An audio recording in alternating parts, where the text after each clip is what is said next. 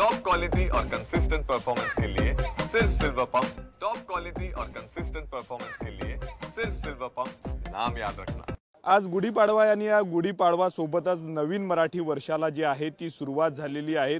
अनेक राजकीय नेत्यांचे आज विविध कार्यक्रम आहेत। दुसरीकडे राज ठाकरेंचा देखील गुढीपाडवा मेळावा आज साजरा होणार आहे। तर दुसरीकडे अमरावतीमध्ये बच्चू कडू यांनी राज्यभरातील प्रहारच्या प्रमुख पदाधिकाऱ्यांची बैठक बोलावली। आपल्या सोबत स्वतः बच्चू कडू आहेत।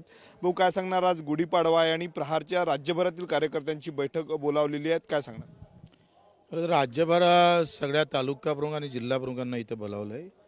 एकंदरीत एक संघटन बांधणी अधिक मजबूत करण्यासाठी आणि सरकारने जे मागच्या वेळेस निवडणुकीत आश्वासन दिलं होतं, कर्जमाफीचं असेल, हमीभावाचं असेल, त्या सगळ्या संदर्भात एक मोठं आंदोलन, त्याची सुरुवात आम्ही 11 तारखेला महात्मा ज्योतिबा फुले जयंतीच्या दिवशी पूज्य बाबासाहेब आंबेडकर आणि महात्मा फुलेच्या जयंतीच्या निमित्तानं महाराष्ट्रातल्या सगळ्या आमदारांच्या घरासमोर रात्री 11 तारखेला रात्री 12 वाजता गळ्यात निळा दुपट्टा आणि हातात भगवा झेंडा असं घेऊन मशाल पेटवण्याचं आंदोलन करणार आहोत।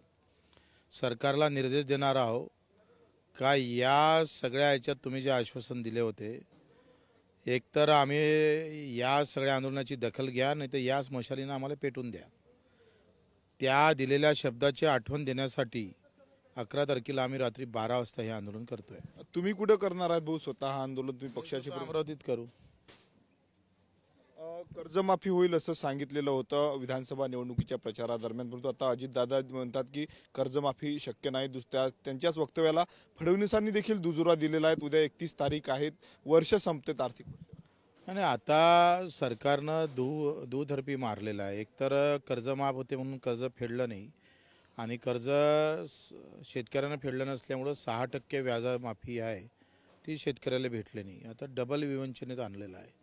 यांच्या खोटारड्या भूमिकेमुळं आपण कर्ज माफ होते असं सांगून शेतकऱ्यांनी कर्ज भरणं बंद केलेलं आहे आणि आता पुढच्या वेळेस हंगामाच्या वेळेस त्याला हातात कर्ज भेटणार नाही, कारण मागचं वर्ष थकीत आहे या वर्षीचं। त्याच्यामुळं निव्वळ आम्ही तर पाहतोय माफीपेक्षा अधिक जास्त वाईट अवस्था शेतकऱ्याची करून ठेवलेली आहे आणि त्याचा निषेध आणि पूर्ण वेळ आला तर ही पहिलं आंदोलन आम्ही कर्जमाफीच्या विरोधात, जसं रायगडवर उपोषणाला बसलं होतं त्याची 7 तारखेला बैठक होईल।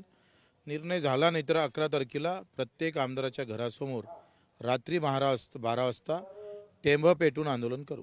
स्थानिक स्वराज्य संस्थेच्या निवडणूक आहे, त्या अनुषंगानं कार्यकर्त्यांना काही सल्ला दिला जाणार आहेत का? विधानसभा निवडणुकीमध्ये जर आपण पाहिलं तर प्रहारने तिसरी आघाडी निर्माण केली, परंतु त्याला यश आलं नाही, तुम्हाला देखील पराभवाचा धक्का सहन करावा लागला। आता काय भूमिका आहे?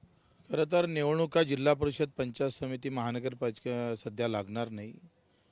अजून सरकारची मानसिकता नाही आहे, त्याच्यानं त्याची तयारी आपण करतोच आहे, परंतु मला वाटत नाही सरकार आता निवडणूक घेईल, कारण सरकारच्या मनात आणि सोयीचं वातावरण झाल्याशिवाय ते निवडणुका घेणार नाही। न्यायालय त्या पद्धतीनं ते प्रकरण वरते, ओबीसीचं प्रकरण धीरे धीरे वरते, जसं जेव्हा वाटन सरकारला का आता निर्णय घ्यावा लागतं म्हणून तुम्ही निकाल लावा, तेव्हा कोर्ट निकाल लावेल आणि मग हे होईल। काय संदेश कार्यकर्त्यांना असणार आहे त्या मेळाव्याच्या माध्यमातून? मला असं वाटतं का जो वंचित घटक आहे, गावातला शेतमजूर असेल, पडलेल्या घरांचे काही लोक असेल ज्याचे घरं पडलेले अजून घरं झालेले नाही, वाहन चालक असेल, घरेलू कामगार असेल, जो अतिशय दुर्लक्षित घटक आहे आणि या सगळ्या घटकाला व्यवस्थित दुर्लक्ष ठेवण्याचं काम सरकारनं केलं। जातीपाती धर्माच्या पलीकडे मला वाटते हक्काच्या लढाईसाठी आता आपण तयार झालो पाहिजे। झेंड्याच्या राजकारणामध्ये आपण सांगतो एका इकडे एक आहे तो सेफ आहे असं सांगायचं, बटेंगे तो कटेंगे असं म्हणायचं, आणि दुसऱ्या इकडे ईदीच्या शुभेच्छासाठी मोदीचेच हात समोर यायचे। ते जर कदाचित काँग्रेसनं हा कार्यक्रम घेतला असता तर मला वाटतं काँग्रेसला अफजल खान करून सोडलं असतं। आम्ही केलं ते ब्रह्मदेव आणि दुसरा केला तर तो सैतानाचंच राज्य असं समजतंय, म्हणून हे सगळं घुमवाघुमीचं काम आहे।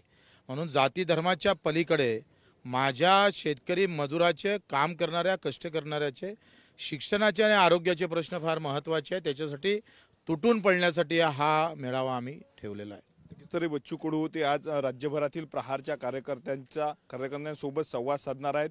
पुढची काय भूमिका असणार आंदोलनाची ते देखील त्यांनी जाहीर केलेली आहे. 11 तारखेला आमदारांच्या घरासमोर जे आहे ते टेंभा पेटून आंदोलकांसोबतच कर्जमाफीचा मुद्दा देखील त्यांनी समोर आणलेला आहे. कॅमेरामॅन अनिकेत दहातोंडेसह मी स्वप्नील उमाप, TV9 मराठी, अमरावती.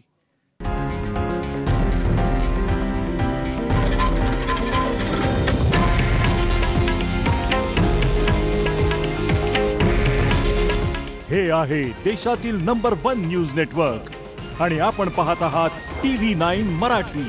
काळजी तुमची, हित महाराष्ट्राचं.